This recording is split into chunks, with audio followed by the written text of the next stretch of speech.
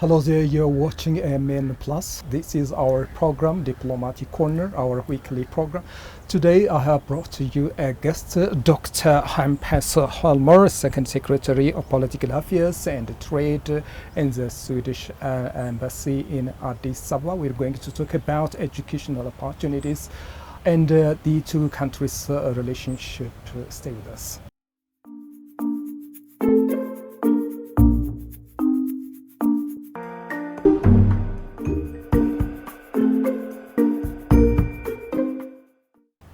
Well, Doctor, I really appreciate your time. Thank you for being just willing for this interview. You were a special advisor on global health as the Swedish Minister of Foreign Affairs before, yes? And you're a medical doctor. Would you mind, if you are just interested, tell us more about yourself? Thank you, Anna. It's my pleasure to be with you today. Yes, indeed. I joined the diplomatic service first as an expert on international health, and that's because I have a background as a medical doctor, as a researcher in global health. And when the COVID-19 pandemic came, the foreign ministry in Stockholm needed someone who could help out with addressing the pandemic and its global consequences. So that's when I first joined the foreign ministry, and then I found out that job was something that I really appreciated and enjoyed. So I decided to stay on. I went through the Swedish diplomatic training program, which is a one-year training. And now I'm in my first posting as a diplomat in the Swedish embassy here in Addis Ababa. All right. How long it has been since you came to Ethiopia? Only 4 months so far. 4 months. Oh, all right. Let's talk about Addis Ababa. What was your impression about Addis Ababa, the city development, the hospitality of the people, and what you expected and what you really found when you arrived at Addis Ababa? I had spent time in several other African countries before, so I thought I knew a little bit about what I could expect from an African capital. In some ways I was right, but in many ways I was also wrong. I didn't know what to expect. Addis is quite unique. Its culture, its language, its food, I think is quite different from many other African countries that I had visited and spent time in before. I've really enjoyed my first 4 months here in Ethiopia. It's been both an experience in the diplomatic handicraft, getting to work with some very, very clever colleagues here in the Swedish embassy, not least our local staff, but also the many brilliant Ethiopian counterparts in the government, in the private sector, in academia, and in wider society. So it's been quite an enjoyable experience for me this far. Let's talk a little bit about Sweden and cities in Sweden like Stockholm. I think Addis Ababa, the city, has a lot to learn from cities in Sweden. So in your view, what is that Addis Ababa should do thing as the capital of the country capital of Africa? What Addis can do to be different, just comparing the cities. First of all, Addis Ababa is a much bigger city than Stockholm. I think a number of people, you mean? I think the expected population or estimated population of Addis Ababa is around 10 million people, whereas Stockholm, I think, is around 1 or maybe 2 million people. So it's a much larger city. It is quite a unique city in that it's a diplomatic capital. Very few cities in the world have that status of being really a diplomatic capital. It's New York, Geneva, Addis, maybe Nairobi. So in some senses, Addis is a bigger, a more international city than Stockholm. What Stockholm has is a strong focus on sustainability, which is something that we have been working on developing for a long time. And I think that's potentially one area where we could collaborate even more strongly together as capital cities. Another one is to do with mobility. When I lived in Stockholm, I did not used to have a car. I would either go by bicycle, by bus, or by metro train to wherever I was going. And I found that to be very convenient. Of course, I could access a car if needed. There's a simple rental that you can do for just a few hours if you need to drive out of town and so on. But really for us, being able to live without a car is almost as much of a luxury as some would feel that having a car is. Let's go to education opportunities in Sweden. I think as I met you at the study in Europe fair. Indeed. And the Swedish embassy presented the opportunities, educational opportunities to Ethiopians particularly. My question is, why Sweden? That's an excellent question. I mean, first of all, thank you for visiting the Study in Europe fair, which has been taking place over 2 days this week. Of course, showcasing the opportunities available across the European Union, its member states. Several of us were represented with booths during this event.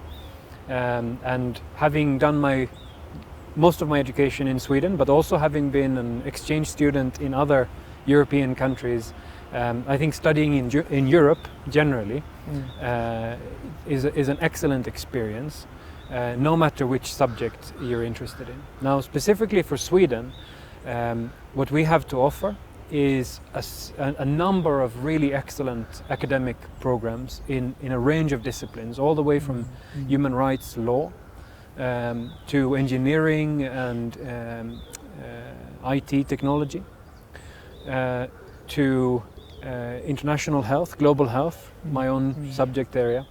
Right. So we have quite a broad offering of educational programs. And to support international students, we also have a very strong scholarship program that's offered also for Ethiopian nationals. So what you do if you want to study in Sweden is you go to studyInSweden.se and you then find your program of interest, apply, and then you can also apply for a scholarship for full tuition to be paid, and some funds for living expenses and so on. On top of all of this, what we have here in Ethiopia is a very strong alumni network. So we have several, all the way from ministerial level in government to across the street from the Swedish embassy here is Tikurambesa Hospital. Several of the doctors have spent time in Sweden as students, either at the master's level or at the PhD level. So there's a very strong, several hundred members strong alumni network here in Ethiopia that's also offered to all prospective students. Are you collaborating with the government of Ethiopia and other non-government organizations or institutions on the education sector? So at the moment we don't have direct support in the education sector in Ethiopia within the development assistance strategy that we currently have for Ethiopia.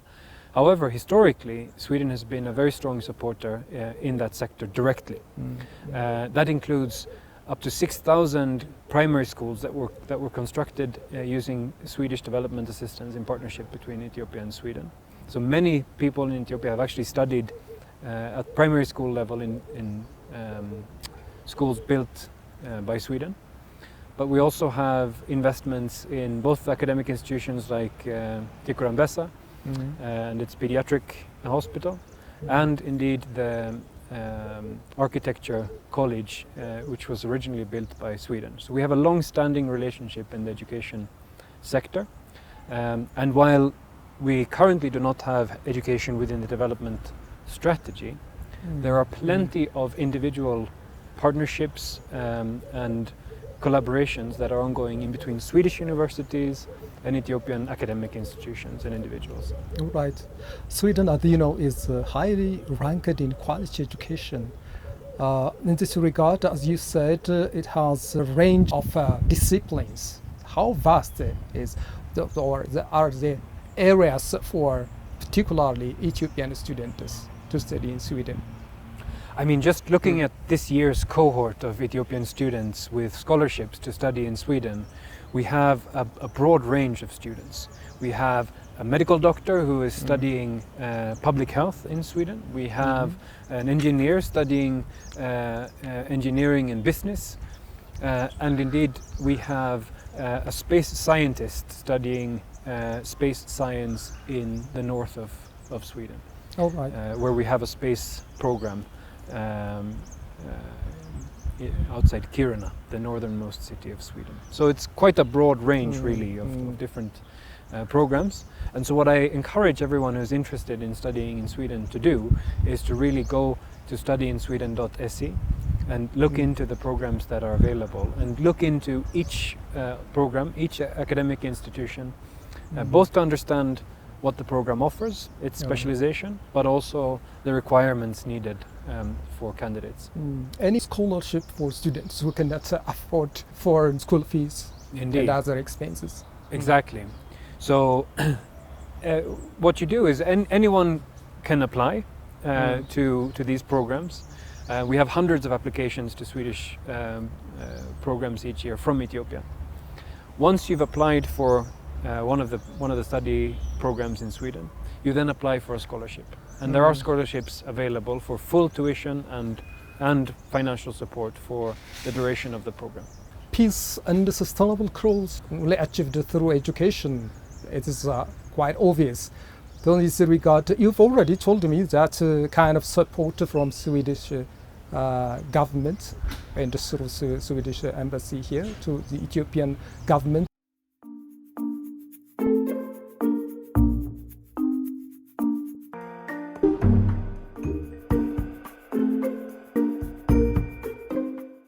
Let me go to the relationship between the two countries. Sure. In your view, I think it has been 4 months since you came here, and you know a lot about the relation area of the two countries. So in your view, how does it look like? I mean, just politically, economically, or people-to-people relations? I mean, I think it's evident that the relationship between Sweden and Ethiopia is, as you say, both broad and deep, which means it covers a breadth of different sectors, a breadth of different types of engagement, from academic collaboration to trade ties, to even strong cultural relationships. And it's deep because it's historically a very, very long relationship, more than 100 years of relationships between our two countries. And it's deep because we have a large Ethiopian diaspora in Sweden. More than 20 or 30,000 people in Sweden were actually born in Ethiopia. And we have a number of Swedes living in and active here in Ethiopia. So I think from that picture, it's clear that the relationship is a very, very strong one. Today, what we are really emphasizing looking forward is the ambitious plans for Ethiopia's economic development, economic growth, and that's something that we as an embassy are very keen to support and be part of. But we're really pleased to see that there is a strong ambition and willingness across the spectrum here in Ethiopia to work on these things to further strengthen the economic development in the private sector. Okay. Lastly, any project or initiative or work that the embassy is working that has impact on women and children? Just I have asked you this question because I saw some pictures on the social media page of your embassy. Thank you. There are just I think works that impact the livelihood of the women and the children. No, indeed, we work on that issue in multiple different ways. One is an advocacy campaign, 16 days of activism, which is finishing today, and that's why I'm wearing an orange tie. All right. Because the official color of this campaign is orange. And that's linked to raising awareness about gender-based violence, which is still an important challenge for all of us in Sweden, in Ethiopia, and across the world. So that's something that we're doing to raise awareness and have discussions, difficult discussions, as an embassy and as individuals.